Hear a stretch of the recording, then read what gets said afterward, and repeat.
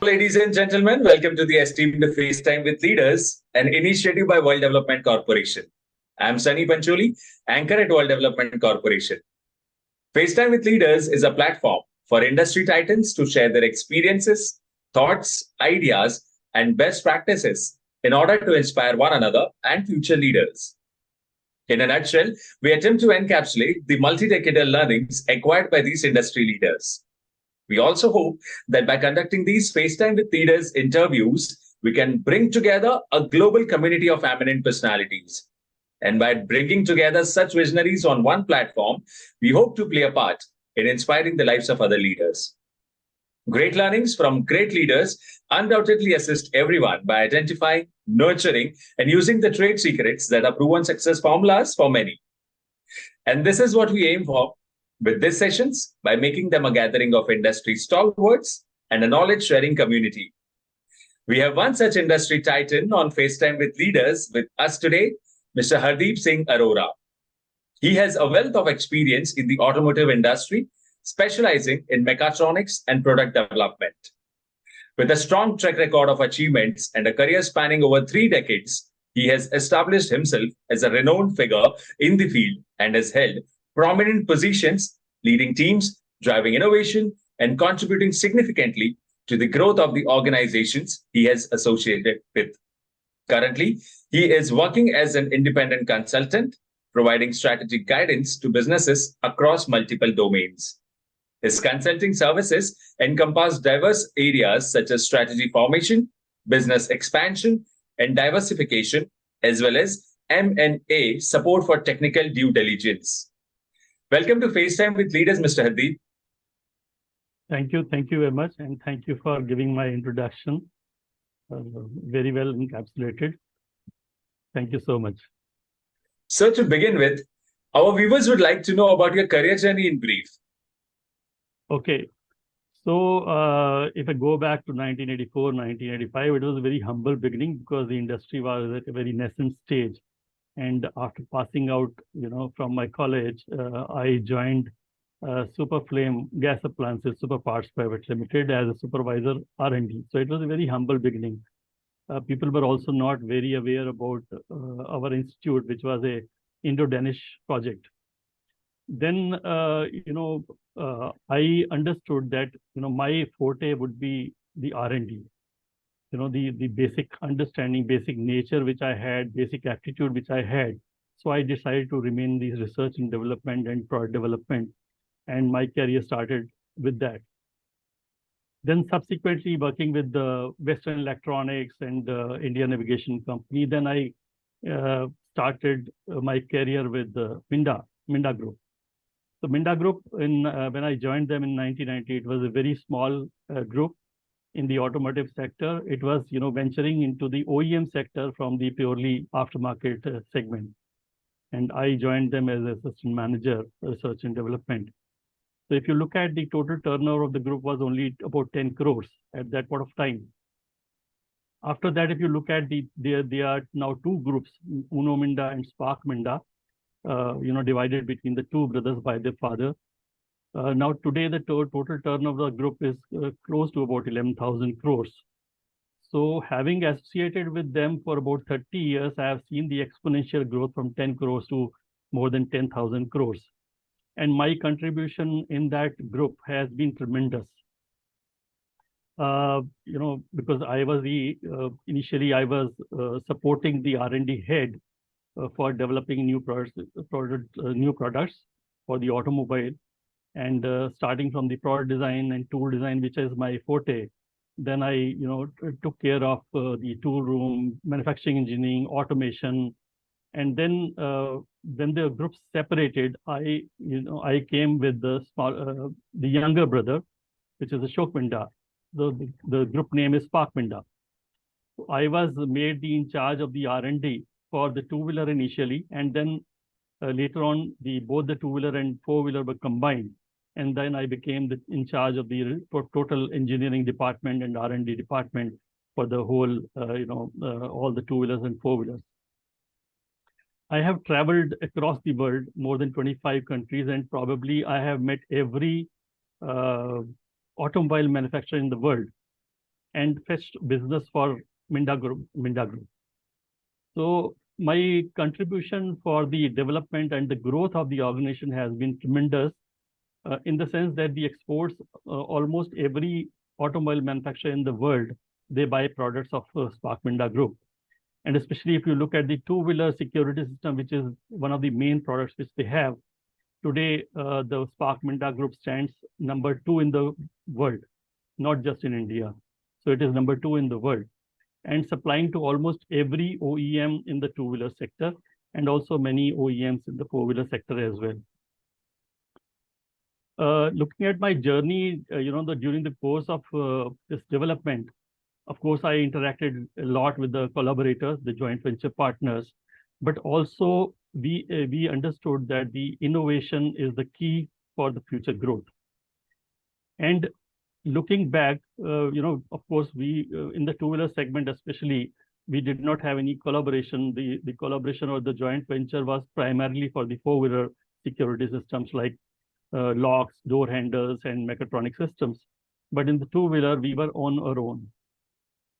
So we understood, because we had started exports, and I remember 1998 when I first went out of India and traveled to Europe, and I interacted with almost all the two-wheeler manufacturers there, be it Triumph Motorcycle, Piaggio, Peugeot, Aprilia, and many more. So we understood that they are looking at low-cost solutions, but the quality, the quality of the product has to be at par with the European manufacturers. And also we have to venture on our own technological developments. Means, they would not like us to copy their products. But when we ventured into the exports, we realized that if we do not develop our own technologies, we will be nowhere. We will not be able to compete with the Japanese and the European automotive component manufacturers. So that is when we established a new technology cell, and I was given the charge for the new technology to develop our own products and file our own patents. So that was way back in 2003, because we had also set up a plant in Indonesia, where we were supplying to two-wheeler manufacturers like Yamaha, Suzuki, Kawasaki, and all that. So we were given the task to develop our own products, and with the new technology cell created and given the charge of this new technology cell, I had the responsibility to design our own products, our own technologies. And during that period of time, we also collaborated with IIT Delhi to develop certain products. That is the journey of new technology innovation started. Initially, of course, we were new to the patenting regime. So we had to cover a lot of distance. There was a learning curve. But once we understood the patent regime and how the patents are filed, what innovation is required, how do we scan the product portfolio of the others and patent portfolio of the competitors, then we started filing our products, our patents. And initially on one particular product itself, where we were struggling to file a single patent, within 2 months, we filed 4 patents. And then there was no looking back.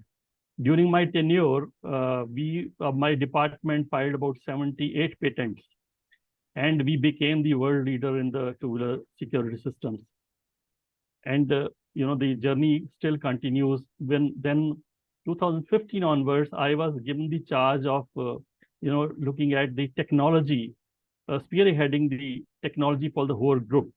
So I became the group chief technology officer for the entire Spark Minda group, which not only constituted the businesses in India, but also outside India. Like we had acquired companies in Germany, Czech Republic, and set up office in Japan, set up new factories in Indonesia, Vietnam. So all the engineers, even including the German engineers, used to report to me for the new technology and new product development. So that was, a dream come true, because I was looking for my own growth and becoming a group chief technology officer for such a big group. It was a dream come true. And I helped the organization grow further. This was the time when we had to venture into the mechatronics, because traditionally Minda Group was into the electromechanical security systems and other components. But we realized that without having the electronics into the system, we will not be able to, venture into the new fields, because the technology was shifting from purely mechanical or electromechanical to mechatronics. That is when we proposed to set up a electronic technical center. And after, persuading the chairman for about 3 to 4 years, then finally we decided to set up our own technical center in Pune. So which is now state-of-the-art electronic center. Now then we started developing products for the mechatronics segment. And today, again, Minda Group is the world leader. And in India, they are number one in this segment, fetching the businesses for the electrical vehicles, for not, I would not say that autonomous vehicle, because this still, the stage is still little far. Of course, in the other countries, it has already started, but India will still take some time.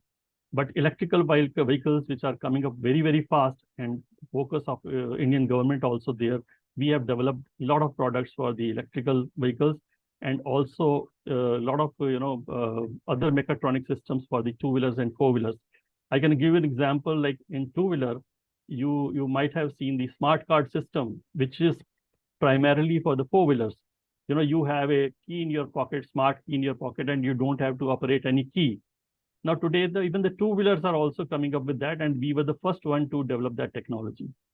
So I was able to foresee what is the future, and I was able to guide the entire group, like which direction we have to take, so that we are not left behind, and also we keep the leadership maintained. So this has been a very, very satisfying and very enthralling journey, which I covered. And after that, I took a retirement, I would say, in 2020 to set up my own, to start my own consulting, with so much of experience, having worked with Minda Group itself for 3 decades, which was a very big, satisfying journey from 1990 to 2020. And then I started working on my own, started my own consultancy. Of course, Minda themselves, they took me as a consultant for advising them on the technology side, and also a couple of more companies. And I also joined the Crayman Consultants LLP, which is facilitating the foreign companies to come to India and set up businesses. So whatever support they want, they are providing, and I am engaged with them as a technology expert. I also, I also did a lot of due diligence for acquisitions, merger and acquisitions, and visited many foreign companies where I did the technical due diligence. I was part of the due diligence team, and I was given responsibility for the technical due diligence. And many factories, many companies I have evaluated and given my assessment of their working methodology, the products, the technology, and accordingly the company took the decision for acquiring the companies. And I have also invested now, currently I am also invested in 3 startups, one in automotive, one in the merger and acquisition domain, and one in the edtech sector, where I am investor as well as the advisor. So this is my current status, as far as my professional journey is concerned. What an amazing journey you had. And thank you so much for the excellent start to this interview. It's an honor it's an honor to interact with someone who exudes such a strong corporate personality, really. Thank you. Okay, so continuing our conversation, our viewers would like to know, which roles in your career journey have you enjoyed the most? Well, I would say technology expert, because innovation was my, my passion. So, of course, right from the beginning, as I said, my forte was the new product development, research and development. So I was, I cite an example. When I was interviewed by Mr. Nirmal Minda of Minda Industries, when they were combined, he asked me, why don't you go into production or any other, why don't you take care of any other department? Why are you specifically opting for the research and development? I said, I do not like the monotonous job. I do not like counting, at the end of the day, I have to count how many pieces I have made. So even I don't know how much money I carry in my wallet. So my thought process is that I should always have new challenges, new innovation ideas. So that is why I'm opting for the research and development, where my creativity, is exposed, and my potential in the creative environment is, getting the base, so that I can I can express what I have inside as far as creativity and innovation is concerned, and that I have proven over a period of time that, becoming number 2 in the world and becoming number 1 in India, it is a big achievement, and that is my passion, and this is what my favorite area is: innovation, technology development. That is the one. Absolutely. Okay, so moving ahead, could you please let our future leaders know, is there any principle you follow at work that you have learned the hard way? Well, if you look at the principles, I know that honesty and integrity, it is the foremost. And of course, you have to be very hardworking, because you are competing in a world, where the technology is changing very fast. There's a lot of competition, and the focus on technology and quality is paramount. So there should not be any compromise.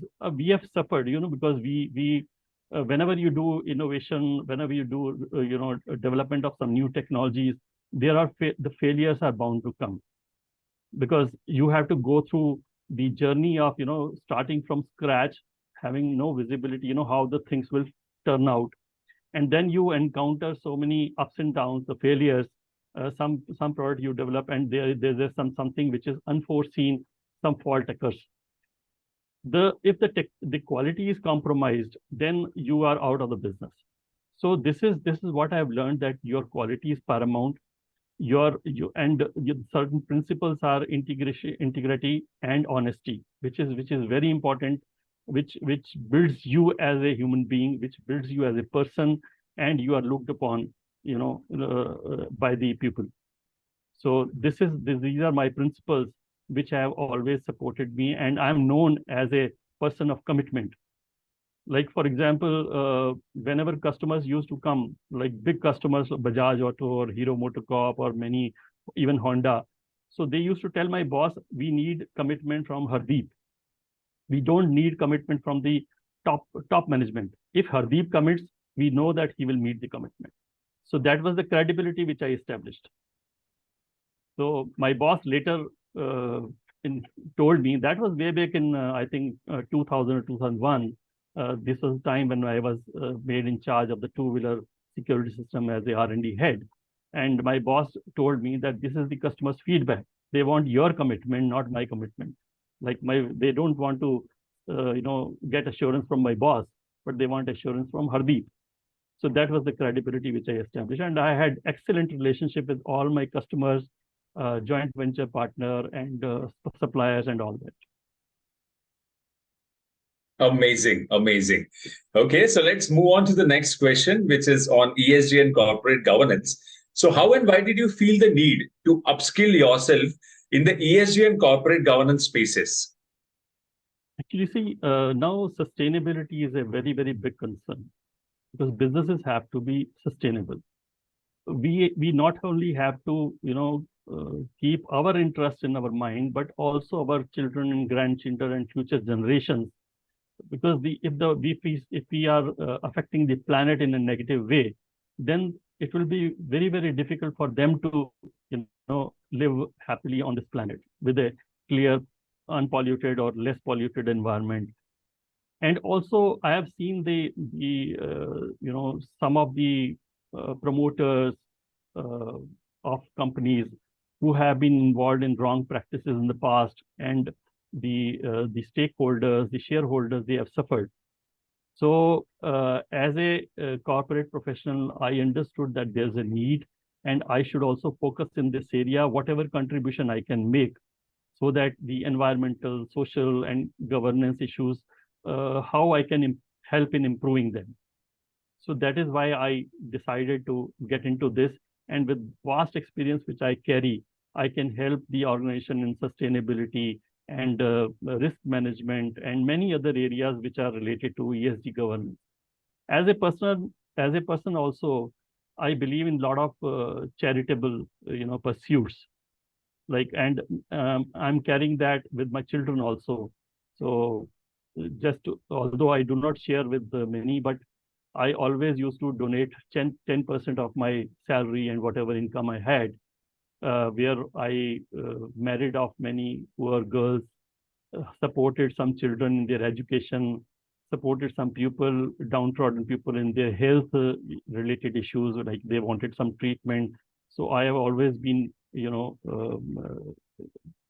one of the persons who always care for the society, whatever I can contribute, because society has given me, so I should give back that to my society.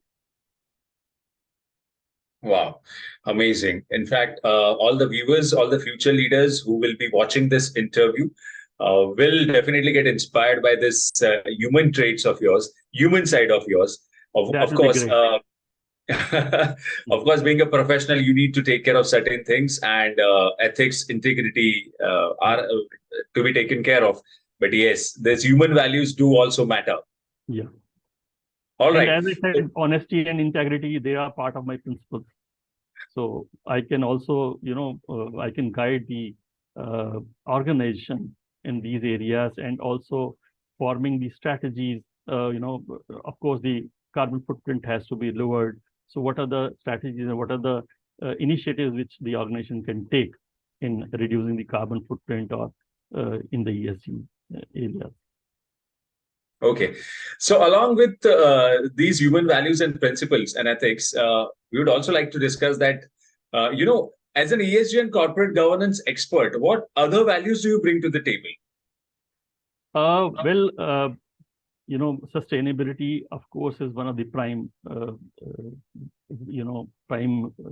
point, or one of the major points, which is important for the ESG related and corporate governance related issues.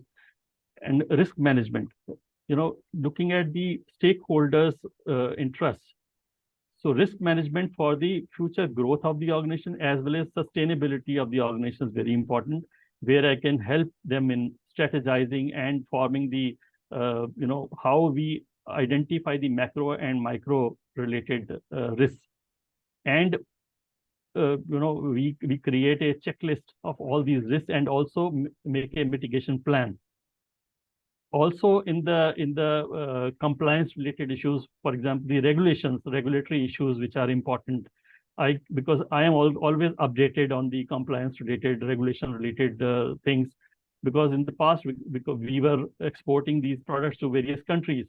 So I always used to look at the regulations of those particular countries, not just in India, but also European regulations, US regulations, and Japanese regulations, so that the compliance related issues are not there. And patent is also one of the major compliance related issue, that you should not be infringing anybody's patent. So likewise, risk management is important. Innovation is also important. Innovation, not only the products, but also in the ESG area. So how we can, imbibe innovation into the corporate governance and the social environmental issues, where the innovation can help us guide through that. So many areas are there where my contribution can be of immense use for the organization. Mr. Arora, that was really insightful of you. Okay, so let's move ahead. And my next is on technology, since it has become an integral part of our lives, and we cannot think our life without technology now. So as someone working really close with technology, what are some of the most remarkable changes you have seen with changes in technology, and what changes do you expect to see with advent of technology like IoT, AI, ML, blockchain, big data, Web 3.0, etc.? Yeah. So being in the automotive field, I have seen the tremendous changes in the technology, purely from the mechanical or electromechanical going to the electronics, mechatronics, then looking at the autonomous vehicle, where artificial intelligence plays a very, very key role.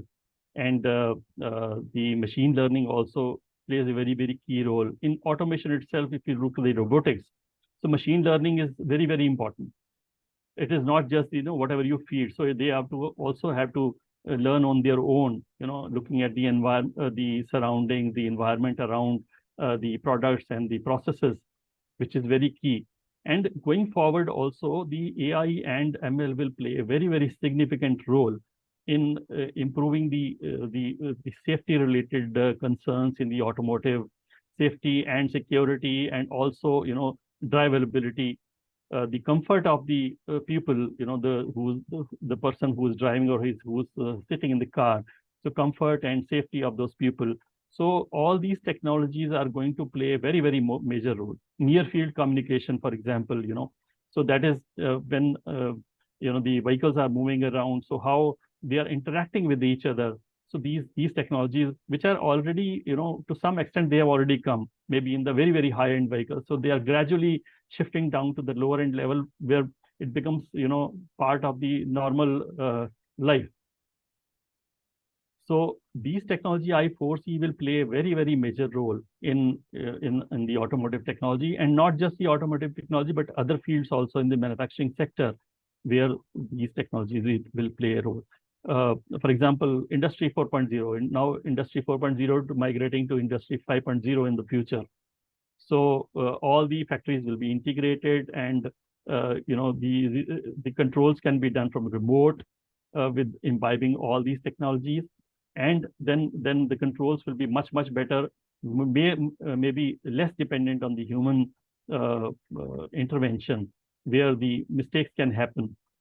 So because the quality is paramount, and looking at the safety issues and other things, the requirement is zero defect.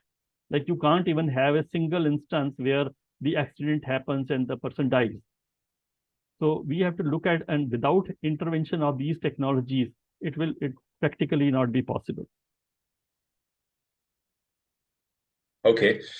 So this brings us to the last question of the session. And here it is. We are building a community of industry magnates. The move is meant for cross-pollination of knowledge and building a knowledge-sharing community of corporate giants and industry experts. So what are your thoughts about these initiatives taken by Mr. Zishan Pathan, Mr. Heval Mehta, and the whole team of World Development Corporation? I think this is an excellent initiative, I would say, because, seeing the future, if all these people are coming under one roof and they are sharing their expertise, their knowledge and experience, it will help India to evolve as a global manufacturing hub. And of course, in service industry, it has already made their mark, and today it is making a mark in the manufacturing sector. So with the expertise of all these stalwarts, all the industry experts, this initiative will bring a lot of value to the companies who want to grow in the global level. So they will be able to contribute a lot. And we are looking at China plus one, and especially the government's focus on the manufacturing sector, and also looking at the reducing the carbon footprint, looking at renewable energy initiatives which are there. So all those expertise and knowledge in the technology side, because without technological intervention, these things cannot be handled. So that I would say it is an excellent initiative, and India as a whole will be benefited. Great, Mr. Arora. It was fantastic conversing with you, and I'm confident that your insights will inspire the future leaders. Thank you, Mr. Hardeep Singh Arora, for joining us today. Wish you the best for your future endeavors. Thank you so much. It was nice interacting with you, and the thought process which is there for how we can contribute to the growth of our country and also contribute at a global level. That thought is the excellent thought. Thank you very much. Thank you so much. Thank you. Thank you. Have a nice day.